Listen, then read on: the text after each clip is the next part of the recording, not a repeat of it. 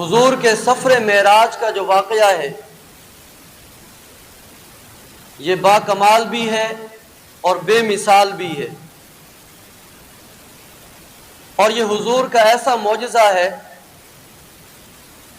کہ اس طرح کا کوئی معجزہ آدم علیہ السلام سے لے کر جناب عیسیٰ روح اللہ علیہ السلام تک کسی نبی اور رسول کو نہیں دیا گیا،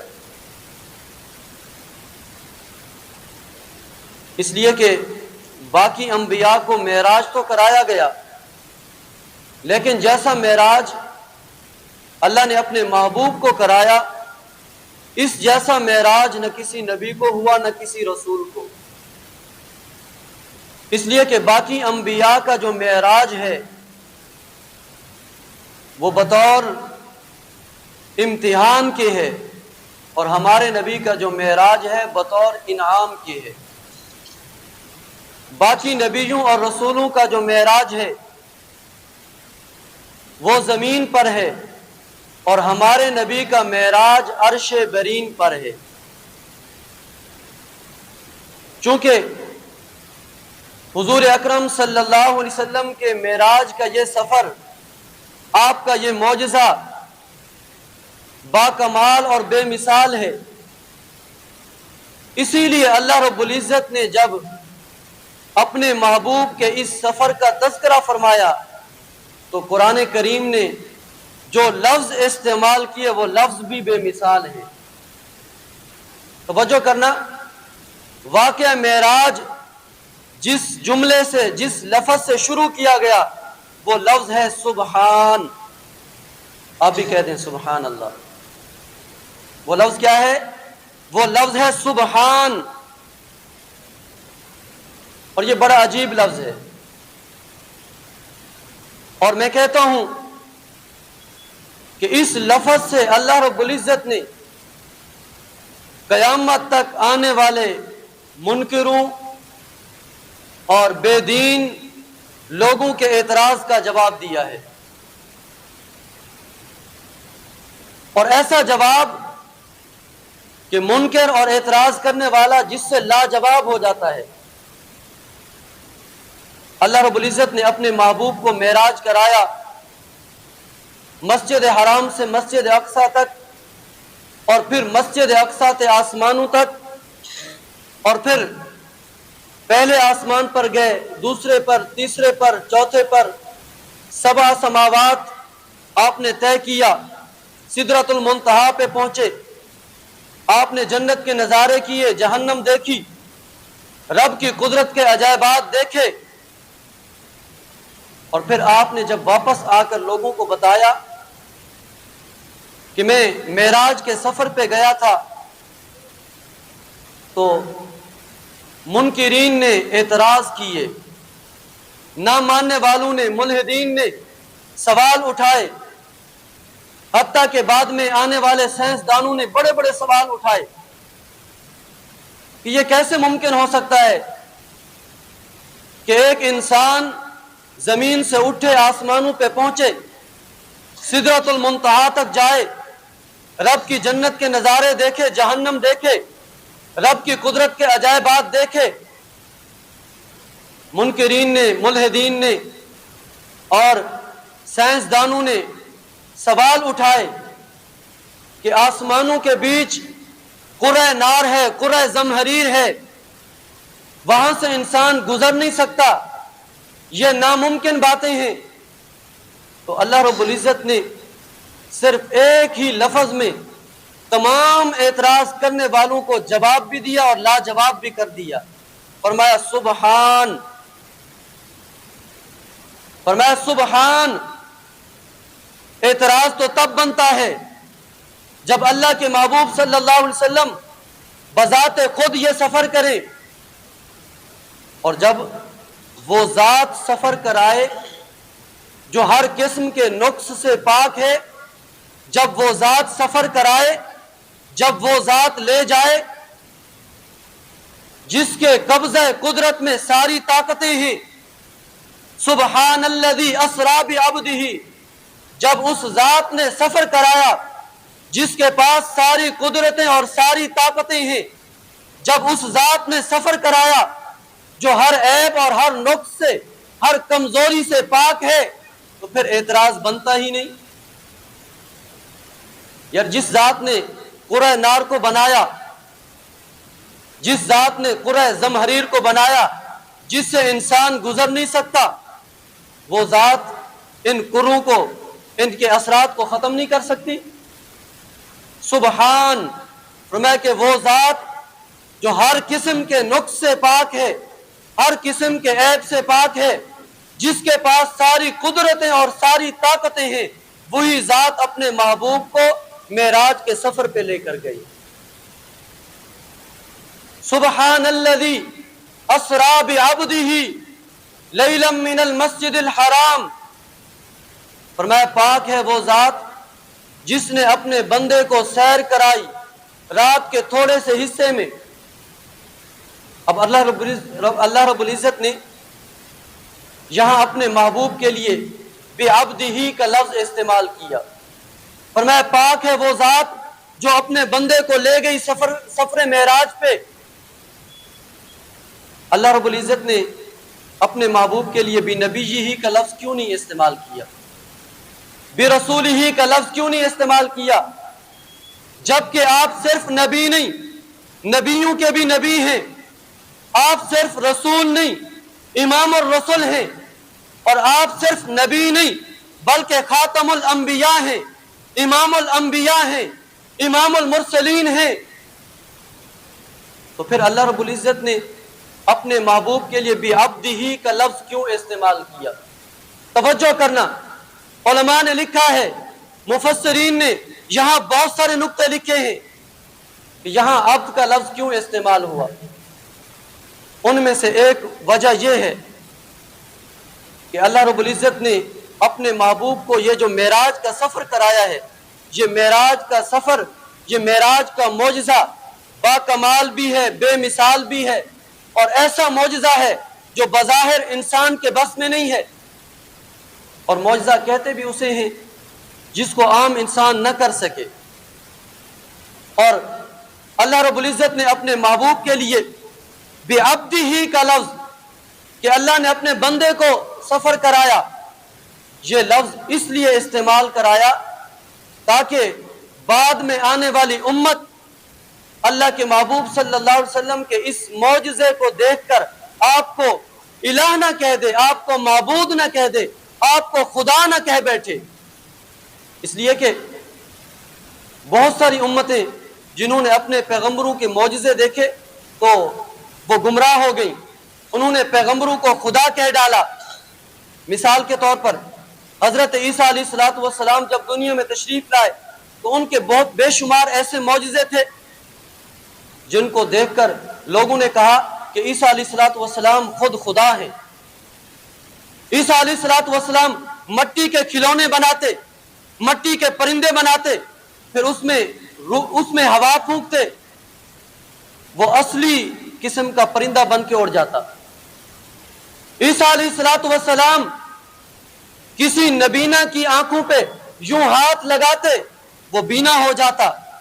عیسیٰ علیہ السلام کسی قبر پہ کھڑے ہو کے کہتے، مردے سے کہتے کم باذن اللہ، مردہ زندہ ہو کے اپنی قبر پہ کھڑا ہو جاتا۔ عیسائیوں نے اپنے پیغمبر عیسیٰ علیہ السلام کے یہ معجزے دیکھے کہ مٹی کے کھلونے بناتا ہے، مٹی کے پرندے بناتا ہے، پھر ان میں ہوا پھونک کے انہیں اڑا دیتا ہے، انہیں اصلی شکل دے دیتا ہے۔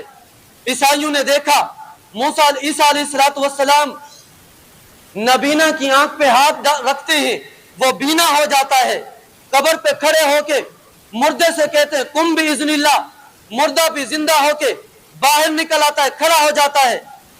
عیسائیوں نے کہنا شروع کر دیا نعوذ باللہ عیسیٰ علیہ السلام خود الہ ہیں، خود معبود ہیں، خود خدا ہیں۔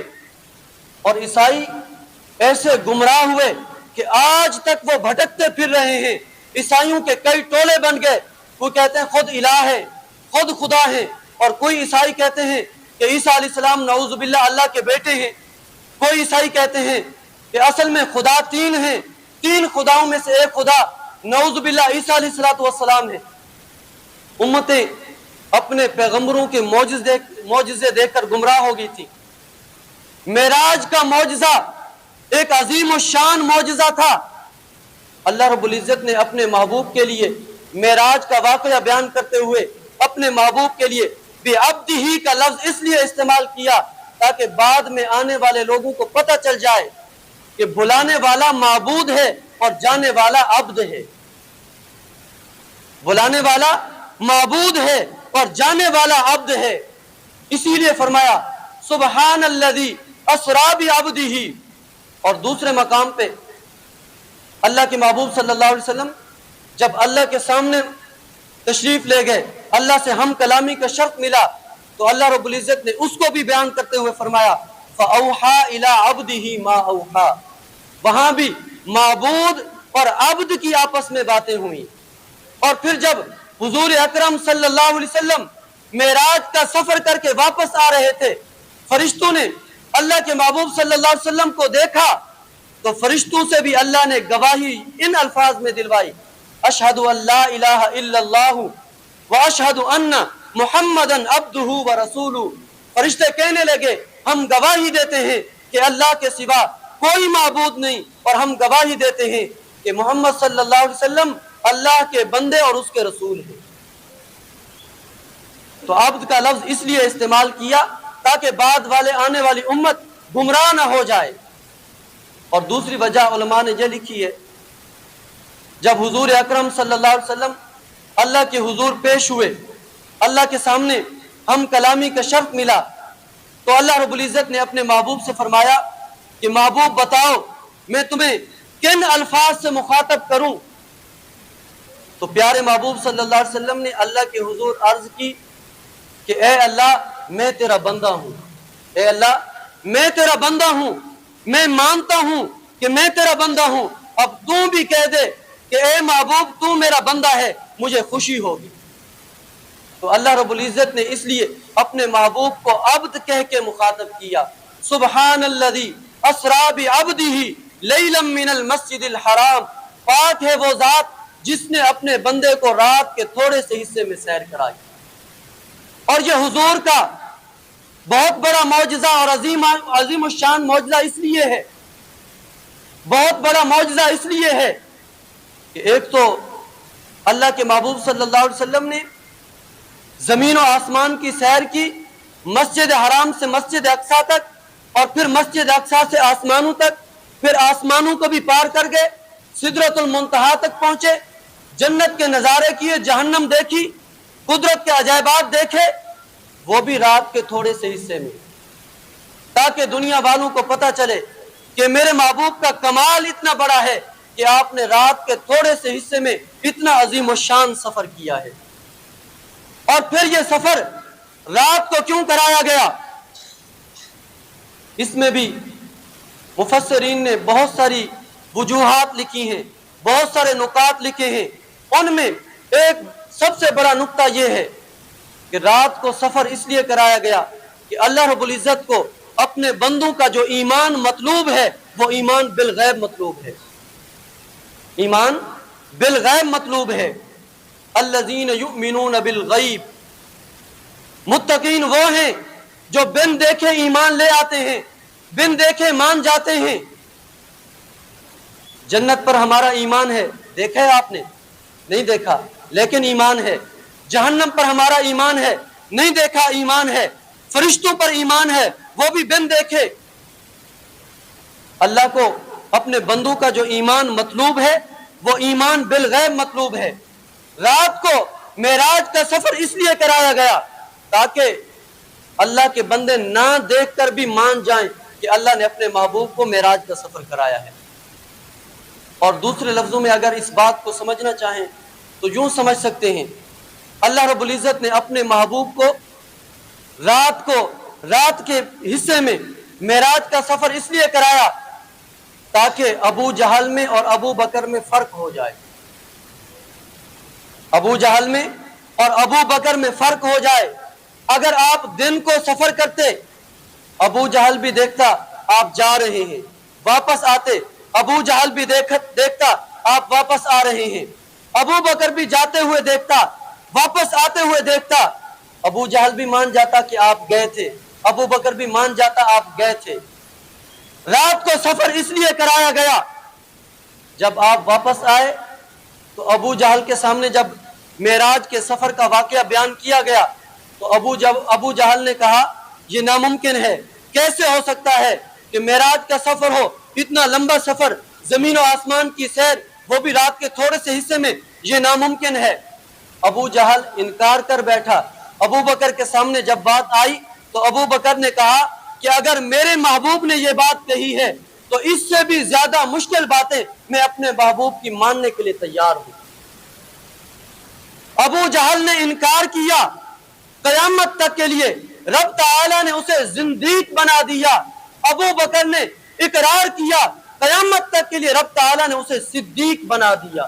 معراج کا سفر رات کو رب تعالی نے اس لیے کرایا، زندیق میں اور صدیق میں فرق ہو جائے، ماننے والے میں اور نہ ماننے والے میں فرق ہو جائے۔ ماننے والا اپنے محبوب کی بات بن دیکھی مان جاتا ہے، نہ ماننے والا دیکھ کے بھی کہہ دیتا ہے کہ یہ تو جادو ہے اس کا۔ سبحان الذی اسری بعبدہ لیلا من المسجد الحرام الی المسجد الاقصی، پاک ہے وہ ذات جس نے اپنے بندے کو سیر کرائی رات کے تھوڑے سے حصے میں، مسجد حرام سے مسجد اقصی تک، مسجد حرام سے بیت اللہ شریف سے جب معراج کا سفر شروع ہوا، جنتی سواری براق لائی گئی، حضور اکرم صلی اللہ علیہ وسلم اس پہ سوار ہوئے، وہ جنتی سواری تھی۔ حدیث کی کتابوں میں آتا ہے اس کی تیز رفتاری کا یہ عالم تھا، جہاں اس کی نگاہ پڑتی وہاں اس کا قدم پڑتا تھا۔ میں اور آپ دیکھیں، میدان میں کھڑے ہو کر میلوں تک ہماری نگاہ جاتی ہے۔ ہم انسان ہیں، دنیا میں رہتے ہیں، وہ جنتی مخلوق، اس کا نام براق، برق رفتار، اس کی نگاہ کتنی تیز ہوگی، جہاں اس کی نگاہ پڑتی تھی وہی اس کا قدم پڑتا تھا۔ چند ہی لمحوں میں اس نے مسجد حرام سے مسجد اقصی تک نبی کریم صلی اللہ علیہ وسلم کو پہنچا دیا۔ اور پھر دیکھیں ہمارے نبی کا کمال، حضور جنتی سواری براق پہ سوار، اچھا سواری تیز ہو، انسان دیکھ بھی رہا ہو، مناظر سامنے آتے ہیں، سواری تیز چل رہی ہو تو انسان دیکھ نہیں پاتا، کوئی چیز سامنے سے گزرتی ہے پتہ نہیں چلتا یہ منظر کیسا ہے، یہ کون سی چیز ہے، مگر اللہ نے اپنے محبوب کو یہ کمال عطا کیا ہے، برق رفتار سواری پہ سوار ہیں جو چند لمحوں میں مسجد حرام سے مسجد اقصی تک پہنچا دیتی ہے، مگر حضور سارے مناظر دیکھ رہے ہیں اور بعد میں آ کر امت کو بتا رہے ہیں کہ میں گزر رہا تھا تو موسیٰ علیہ السلام کی قبر پر سے میرا گزر ہوا، موسیٰ علیہ السلام اپنی قبر میں نماز پڑھ رہے تھے۔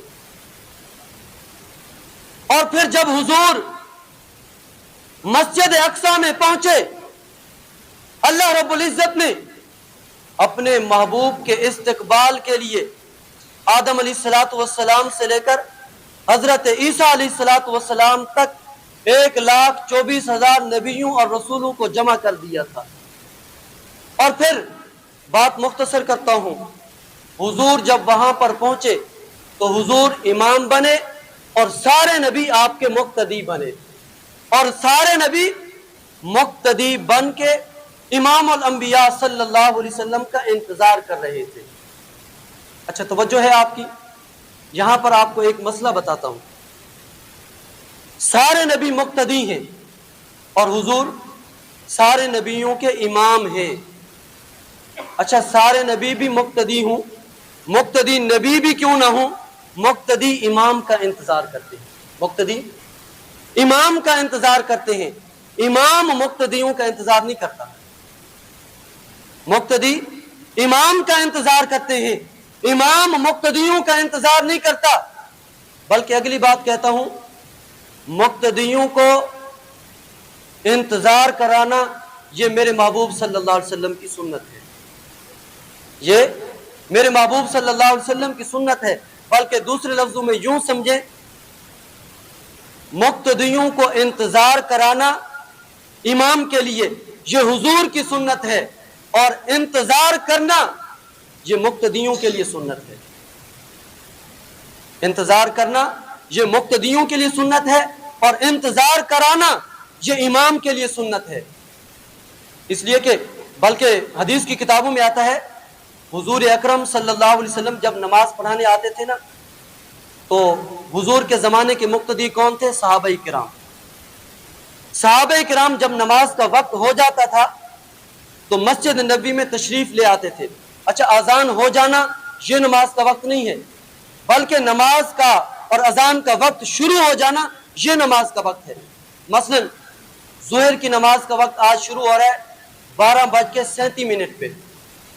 یہ تو ہماری سہولت کے لیے ایک اذان کا وقت مقرر ہے، پھر جماعت کا وقت مقرر ہے، ٹھیک ہے، اذان ہوتی ہے 1:45 اور پھر ہم نماز پڑھتے ہیں 2 بجے۔ تو اصل میں مقتدی کے لیے سنت یہ ہے جب اذان کا وقت، نماز کا وقت شروع ہو جائے، اذان نہ بھی ہو تو سنت یہ ہے اگر نمازی اور مقتدی اپنے کام کاج سے فارغ ہے تو مسجد میں آ جائے، نماز کا بھی انتظار کرے، امام کا بھی انتظار کرے۔ تو صحابہ کرام جب نماز کا وقت، اذان کا وقت شروع ہو جاتا مسجد نبوی میں آ جاتے، حضور انتظار کراتے، جب حضور کی منشا ہوتی مسجد میں تشریف لے آتے اور آ کے مصلی پہ کھڑے ہو کے نماز پڑھا دیتے۔ بلکہ یہاں تک کتابوں میں آتا ہے صحابہ کرام حضور کا انتظار کر رہے ہوتے تھے، یعنی مقتدی امام کا انتظار کر رہے ہوتے تھے، مسجد نبوی میں بیٹھے ہوتے تھے، حضور سامنے، حضور کا حجرہ مبارک تھا۔ آپ جب اپنے حجرہ مبارک سے باہر آتے تو صحابہ کی نظریں امام الانبیاء صلی اللہ علیہ وسلم پہ ٹک جاتی تھی کہ حضور تشریف لے آ رہے ہیں۔ اور بسا اوقات ایسا ہوتا حضور جب اپنے حجرہ مبارک سے باہر آتے تو کوئی ملنے والا آ جاتا حضور کو، وہ ملتا حضور سے، حضور اس کو مصافحہ کرتے، اس سے ملتے، اس سے حال حوال پوچھنے کے لیے وہاں پہ کھڑے ہو جاتے تھے اپنے حجرے کے باہر۔ اور پھر ایسے بھی ہوتا تھا کوئی مسئلہ پوچھنے والا آپ سے مسئلہ پوچھتا تو وہیں حجرے کے باہر آپ کھڑے ہو کر آپ تسلی سے اسے مسئلہ بتاتے تھے، مسئلہ بتا کر پھر آپ مسجد میں آتے، مصلی پہ کھڑے ہوتے، حکم دیتے کہ صفیں سیدھی کرو، پھر آپ نماز پڑھاتے تھے۔ اچھا، اگر آج امام مسجد ایسا کر دے، ٹائم ہو جائے امام مسجد باہر کھڑا ہو کہ کسی سے بات کر لے، خدا نہ خواستہ کسی کو مسئلہ بتا دے، تو کیا حال ہے؟ کیا خیال ہے امام مسجد کا کیا حال ہوگا؟